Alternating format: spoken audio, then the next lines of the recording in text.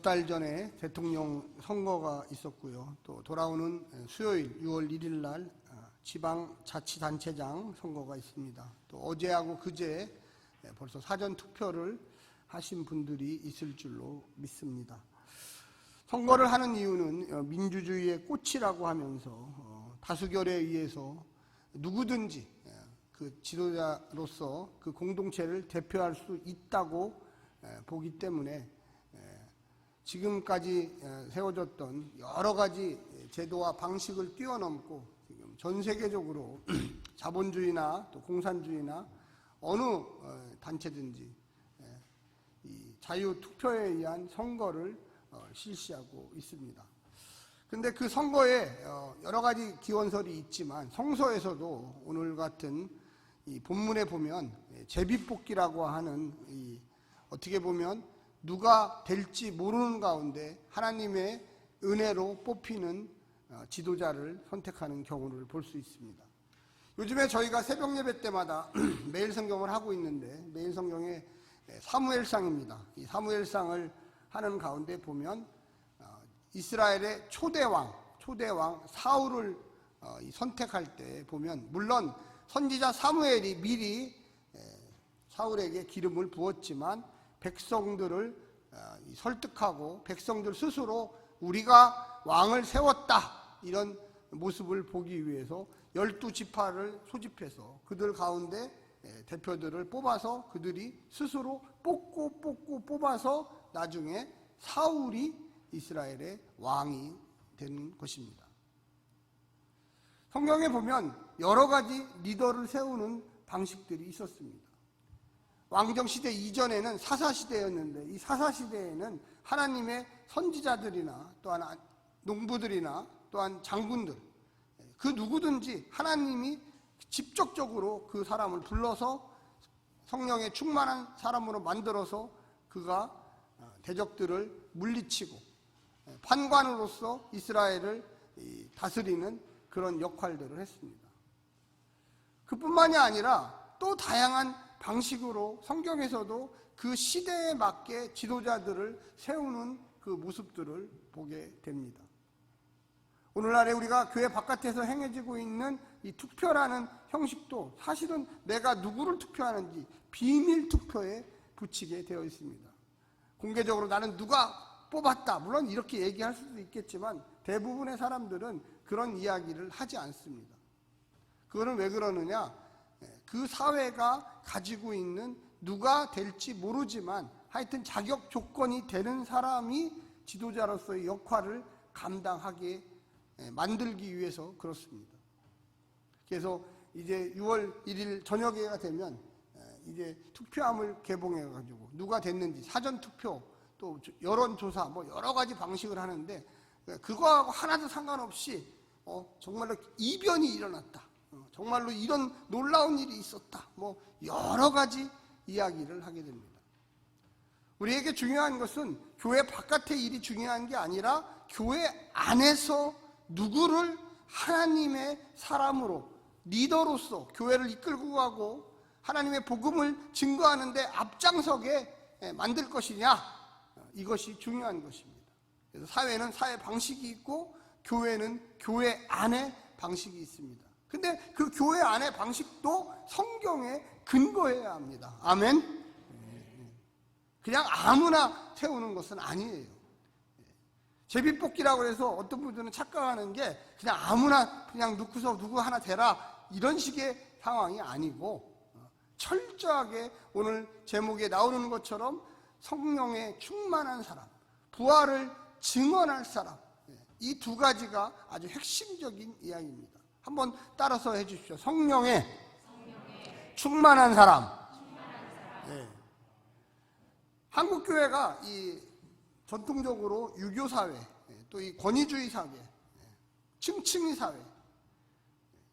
그러면서 이 한국교회가 130년 전에 복음을 받아들이며 그것을 깨보자고 남녀도 평등시키고 상놈과 노예도 없애고 모든 사람 앞에 하나님 앞에 나가면 평등합니다 했는데 참 아이러니하게도 130년 만에 사회는 그 방향을 향해서 계속 나아갔는데, 교회는 의외로 초기에는 그 계층과 남녀 차별과 양반 쌍놈과 이런 것을 다 무너뜨렸는데, 교회가 부흥하고 성장하면서 교회 안에 반대로 계층이 생기기 시작했어요. 여러분, 그래서 우리 한국교회가 지금 거꾸로 가고 있어요. 사실 교회가 꼰대 이미지가 돼버렸어요. 교회가 무슨 옛날 방식을 좋아하는 것이 교회가 돼버렸어요. 여러분, 성경의 어디를 읽어보십시오. 양치기가 갑자기 왕이 되는 그런 것이, 오늘 여러분 이 사회가 어떤 방향으로 가고 있습니까? 근데 교회는 더 뒤에 떨어져서 사회보다도 못한 지경에 이르렀어요. 교회가 리더를 세울 때 베드로, 요한, 야고보 이런 사람들은 갈릴리의 저 변두리에 정말로 별 볼 일 없는 직업을 가졌던 사람들인데, 그 사람들이 예수를 만나고 예수를 따라다니고 예수의 말씀을 듣고 성령에 충만해지니까 예루살렘의 거대한 종교도시, 제사장, 왕, 랍비, 그 사람들과 또 말로 싸워서 이길 수 있는 권능의 사람이 되었습니다. 할렐루야. 그 왜 그랬을까요? 딱 하나예요. 성령 충만한 사람. 오늘날에 우리는 성령 충만한 그런 사람들을 뽑아야 되겠다 이런 생각을 안 해요. 그런 사람이 우리 교회의 리더가 돼야 되겠다. 우리 한국기독교의 리더가 돼야 되겠다. 세상에 무슨 박사다, 뭐를 했다, 돈이 많다, 자꾸만 그런 사람들을 교회 안에 끌고 와서 앞자리에 앉히고 그들을 리더로 세웠더니 한국교회가 처음에 좋은 소식, 기쁜 소식, 놀라운 소식이었는데 이제는 귀를 막는 소식, 안 들어야 되는 소식, 변혁과 개혁과 꿈과 소망이 없어지는 교회가 되어버렸어요. 우리 교회뿐만 아니라 지금 한국 교회가 젊은이들이 그냥 통통 배요. 지금 통통 배요. 교회를 올 생각을 안 해요. 아무리 설득을 하고, 야, 우리 행복한 교회는 그런 교회가 아니다 해도 소용이 없어요. 제가 미국에서 잠깐 목회할 때 미국 교회를 좀 다녔습니다. 같이 우리 교회당을, 본당을 제가 미국 교회를 빌렸었어요. 그 교회가 250년 된 교회예요. 250년. 거기에서 미국의 유명한 두 번째 대통령이 침례를 받은 교회예요. 맨하탄에 있는 교회인데. 그래서 그 교회에 가보면 입구에 그 두 번째 2대 대통령이 크게 침례를 받는 거를 그 그림으로 그려갖고서, 그 당시에는 뭐 사진이 없었는지 모르지만 거기다가 이렇게 해놨습니다. 근데 거기에 젊은이들이 250년 된 교회도 꽉꽉 차요. 꽉꽉 차. 왜 그래서 250년 된 교회에도 젊은이들이 꽉꽉 차는데 왜 30년, 40년밖에, 50년밖에, 60년밖에 안 되는 교회에 전부 다 이렇게 젊은이들이 없을까? 그분들하고 같이 제가 30세 때 그 교회 태어나서 그 교회에서 장로직을 수행하고 있습니다. 거의 한 65세, 70세 된 그 장로님과 흑인 장로님하고 얘기를 했어요. 근데 그 당시에 담임 목사님이 무려 4년이나 공백을 했어요. 4년 동안 담임 목사님을 청빙하더라고요. 그 담임 목사님이 없어도 그 교회에 있는 장로님, 안수 집사님들이 너무 그 교회를 잘 이끌어 가세요. 할렐루야! 뭐 불안한 것도 없고, 저는 처음에 목사님이 계신 줄 알았어요. 근데 계신 줄 알았는데 같이 만나서 얘기를 하니까 저희 지금 목사님을 청빙하고 있습니다. 그래서 그러세요? 몇 달 지나도 안 계셔요. 몇 달 지나도 없어. 그래서 제가 또 물어봤어요. 목사님은 안 오세요? 그랬더니 아직 청빙 중입니다. 나중에 목사님이 오셨어요. 그 목사님 어디냐면 일본에서 선교하시던 목사님을 오셨더라고요. 그러니까 제가 한국에서 왔다 그러니까 저를 너무 반기고, 와, 우리 교회가 이 한인교회를 지원하겠습니다. 할렐루야. 평생의 교회. 그 교회에서 태어났으면 그 교회에서 죽을 때까지 흑인분이셨는데 250년이 됐으니까 그 교회에서 태어날 때 자기가 이 교회에서 태어나서 지금까지 내가 이제 성장을 해서 장로로 임명받아서 이 교회에서 있다고. 저는 우리 행복한 교회가 그런 교회가 되기를 원합니다. 그래서 꾸준히 젊은이들이 계속 와요. 그 담임 목사님이 오셨을 때 일본에서 오셨던 그 담임 목사님 백인이셨는데 그분도 계속적으로 전도를 해요. 그러니까 계속적으로 젊은이들이 그곳으로 모여들기 시작합니다. 할렐루야. 내가 늙었다고, 내가 나이 들었다고. 여기 지금 오늘 본문에서 왜 12명의 사도가 있는데 한 사람이 가룟 유다가 스스로 목을 매 죽었어요. 그래서 한 사람을 지금 보궐하는 거예요. 보궐. 12명을 마치려고. 집단 공동체에 이끌어가는 리더들 12명을 세우기 위해서 하나를 지금 다시 새로 뽑는 거예요. 근데 놀라운 것은 뭐냐면요, 사도행전 1장 다음에 2장 처음 부분에 가면 우리가 너무나 잘 알고 있는 마가의 다락방에 성령 임재 강림 사건이 있다라는 거예요. 할렐루야. 하나님이 제대로 12명의 숫자를 맞추니까. 이스라엘의 구약에 보면 12지파가 있습니다. 예수님도 12명의 제자, 사도를 세웠습니다. 근데 한 명이 스스로 낙오했어요. 그래서 한 명을 보고로 하니까 그곳에 하나님의 성령의 역사가 일어나기 시작했어요. 할렐루야. 왜 그랬을까요? 리더를 잘 세웠기 때문에.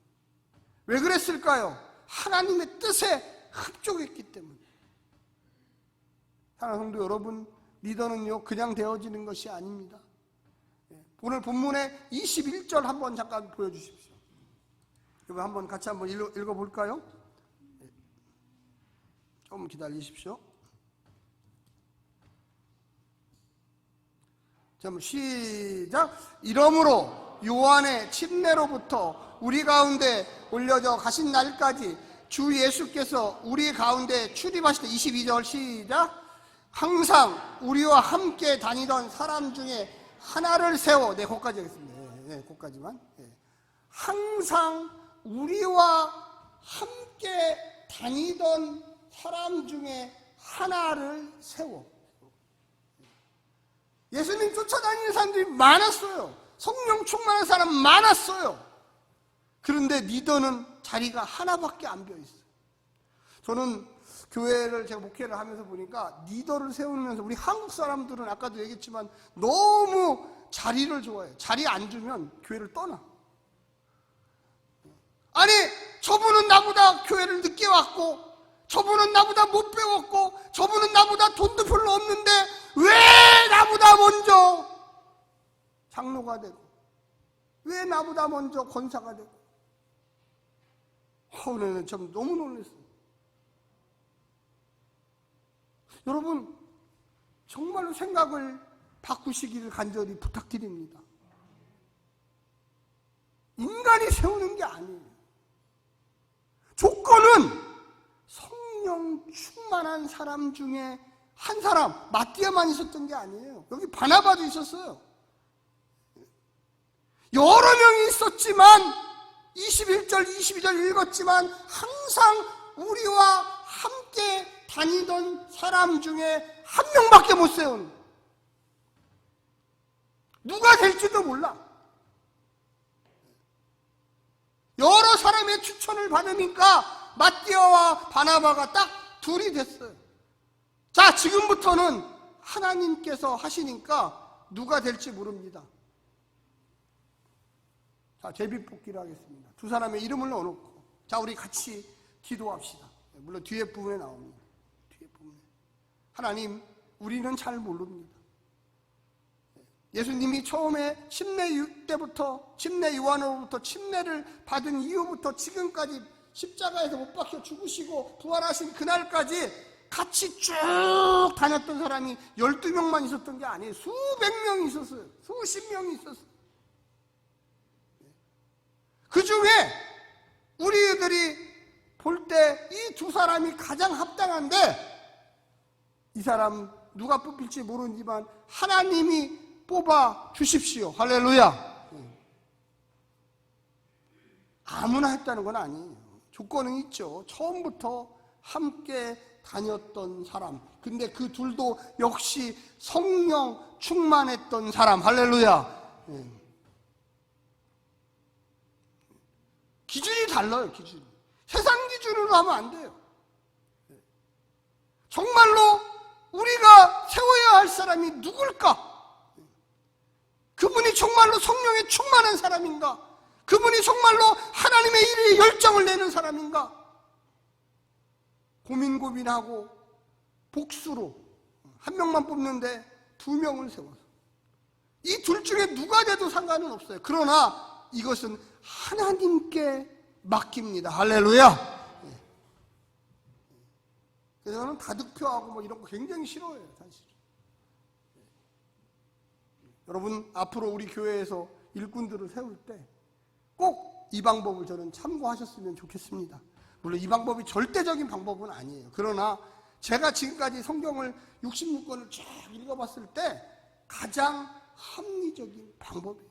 교회 나름대로 필요하신 분들이 있겠죠. 그렇죠? 그래서 정해야죠. 이런 분들을 해야 합니다라고 뭐 5년 이상 출석하신 분, 침례를 받으신 분, 11조를 꼭 하시는 분, 주일 성수를 하시는 분, 말과 언행이 일치하시는 분, 세상과 행동과 교회 안의 행동이 너무 다른 분은 안 돼요. 앞에서는 잘하는 척하면서 뒤에 가서는 욕하고 비방하고 시기하고 질투하고 부부간의 사이가 안 좋고 돈이라고 하면 주일날도 빼먹고 이런 분들을 교회 리더로 세워버리면 교회가 어떻게 되겠습니까? 사랑하는 성도 여러분, 우리가 이 땅에 사는 동안 예수 믿고 구원받고 교회 리더가 되는 것은 낮아짐의 자세로 예수님 따라가는 것입니다. 할렐루야. 교회 리더가 된다는 게 굉장히 어려운 것 중에 하나가, 세상의 리더는요 권력을 줘요. 권력. 그죠? 대통령만 돼도 인사권자 아닙니까? 군대 별들을 그냥 한 번에 다 자를 수 있어요. 뭐 우리 한국의 대통령이 제왕전 대통령이라고 그래서 대통령 한 사람이 임명할 수 있는 사람이 10,000명이에요. 10,000명. 그것도 주요공직자, 차관급 이상은 거의 2,000명, 3,000명. 그걸 대통령이 마음대로 다 임명할 수 있어요. 근데 교회 안에서의 리더는 낮고 오로지 섬김의 리더예요. 할렐루야. 그래서 부활을 경험하지 못한 사람은 그 섬김이 뭔지를 몰라요. 성령 충만한다고 하는 사람은 뭐 방언과 예언과 이게 아니라 오로지 하나님의 나라를 위해서 내 삶과 내 재물과 내 건강과 내 모든 명예를 주님께 바치겠습니다. 이 사람이 바로 하나님이 세우신 리더예요. 할렐루야. 저는요 교회 안에서 싸우는 걸 많이 봤습니다. 그래서 제가 목회할 때, 목사가 될 때 결심을 했어요. 처음에 목회 시작할 때부터 나는 다른 건 몰라도 싸움은 안 하겠다. 돈에 관련된 싸움, 무슨 명예에 관련된 싸움. 저는 싸울 일이 있으면 도망가요. 그래, 나 욕해라. 내가 돈에 손해보겠다. 내가 뭐 전혀 그런 거. 내가 목사가 돼서 싸우려고 목사가 되는 건 아니잖아요. 물론 이단하고 싸운다는 이건 이해가 돼. 이건 교회 안에 쫓아내야 돼. 그런데 성도하고 내가 설사 100% 잘하고 성도가 100% 잘못했어도 내가 성도하고 싸워서 도대체 목사가 남는 게 뭐가 있어? 저 또 내일부터 싸움만 하시려고 다 작정해서 우리 목사님 져준다고 했으니까 내가 이겨야 되겠다. 또 그런 은혜 받으시면 안 되는데 걱정이네요. 여러분, 성령 충만한 사람이 과연 뭘까요? 내가 저 사람에게 사랑과 은혜를 베풀어야 될까요? 아니면 그냥 나를 모른 척하고 나를 무시하고. 여러분, 오늘 본문의 마지막 부분을 한번 같이 보시기를 바랍니다. 거기 보시면 25절부터 한번 24절. 네, 자 보십시오. 거기 보시면 24절입니다. 한번 같이 한번 읽어보겠습니다. 시작. 그들이 기도하여 이르되 무사람의 마음을 아시는 주여 두 사람 중에 누가 주님께 택하신 바 되어. 예, 거기 보면 그들이 기도하여 이르되. 여러분 뽑혔으면 조건을 이제 보지 마시고 그 다음에는 뭘까? 주님이 원하시는 주님 뭐를 원하십니까? 주님께서 정말로 원하시는 게 뭡니까? 우리 침례교회에서 이 목사님들 청빙들을 많이 해요. 1년에 한 20군데 이상 하는데 제가 한 15년 전에 20년 전에 이렇게 보니까 이 목사님이 중요하잖아요. 교회 목회자가 담임 목사가 얼마나 중요합니까? 한 교회를 흥망성쇠를 할 수 있는 아주 중요하신 분인데 대충 청빙을 하는 거예요. 그래서 제가 깜짝 놀랐어요. 아니 이렇게 기도하고 생각하고 묵상하고 정말로 이렇게 해서 청빙하는 게 아니고 그냥 무슨 누구한테 얘기 듣고 무슨 서류 보고 이렇게 청빙. 그래서 제가 글을 썼습니다. 침례교 목사 청빙 이렇게 하십시다. 이렇게. 그래서 제가 긴 글을 썼어요. 그래서 제가 우리 교단 홈페이지에도 올리고 하니까 신문사에서 전화가 왔어요. 목사님 너무 글이 좋습니다. 이 글을 좀 신문에다 실었으면 어떻겠습니까? 그래서 두 번에 걸쳐서 우리 침례 신문사에서 연재를 했습니다. 지금도 가끔씩 전화가 와요. 1년에 한두 번씩. 목사님 저희 교회에서 지금 청빙 중인데 청빙이 이상하게 됩니다. 그래서 제가 한번 저한테 얘기해 보십시오. 그러면 몇몇 사람이 뭉쳐가지고 자기의 친척, 아는 사람, 선후배 막 이렇게 될 거예요. 그래서 교회가 쑥 대박. 여러분 기도한다는 게 도대체 뭡니까? 기도한다는 게 이 사람 되게 해주십시오 이렇게 기도하는 거예요? 기도는요 내 마음을 내려놓고 하나님 당신은 어떤 생각을 하고 있습니까? 라고 묻는 것이에요. 할렐루야. 내 생각대로 되게 해주십시오. 이거는 기도라고 보다는 내 의지 관찰하려고 하는 떼기장 떼 쓰는 거예요. 거기에 모였던 모든 사람들이 여기 나오잖아요. 무사람의 마음을 아시는 주여 이 두 사람 중에 누가 주님과 택하신 바 되었습니까? 알려주십시오. 듣겠습니다. 내 마음이 이렇으니 이 사람입니다가 아니고 주님 말씀하여 주셔서 내가 그 마음을 듣겠습니다. 할렐루야. 제가 결론적으로 말씀드립니다.